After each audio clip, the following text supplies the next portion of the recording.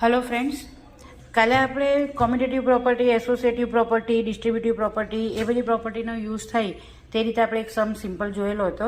આજે આપણે બીજો એક સમ જોઈશું જેની અંદર તમને -3/5 મલ્ટીપ્લાય બાય 28/5 -3/5 ઇન્ટુ 3/25 આપેલું છે.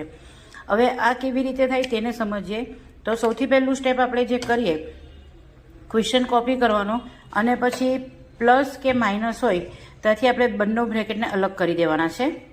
એટલે આપણને ખ્યાલ આવે કે બંને બ્રેકેટમાં કઈ વસ્તુ કોમન છે. તો અહીંયા જોતાની સાથે ખ્યાલ આવી જાય કે બંને બ્રેકેટની અંદર -3/5 કોમન છે. વચ્ચે પ્લસ અથવા તો માઇનસ હોય ત્યાંથી બંનેને છૂટા કરી દેવાના, એ કમ્પલસરી. હવે -3/5 બંનેમાં કોમન છે તેને આપણે વન ટાઈમ લખી દઈએ, -3/5. સ્ક્વેર બ્રેકેટની અંદર લખીશું. આ બ્રેકેટમાંથી 3/5 નીકળી ગયા. મલ્ટીપ્લાયની સાઇન આ રહી ઉપર આપેલી છે, અહીંયા કશે નથી તો અહીંયા આપણે મૂકી દઈએ. મૂકીશું તો પણ ચાલશે, નહીં તો ચાલશે અધરવાઇઝ. 28/25 પછી માઇનસની સાઇન આવશે, -3/25. -3/5 બંને બ્રેકેટમાં કોમન બહાર નીકળી ગયા. મલ્ટીપ્લાયની સાઇન અહીંયા આવી ગઈ, 28/25 -3/25.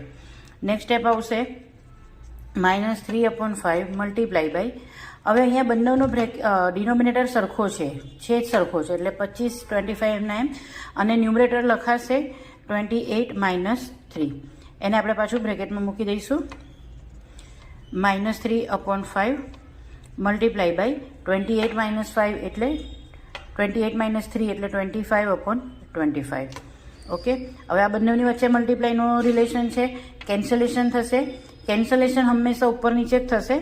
25 × 25 એટલે અહીંયા આવી ગયું -3/5 ઇન્ટુ 1 એટલે કે આવશે આન્સર -3/5.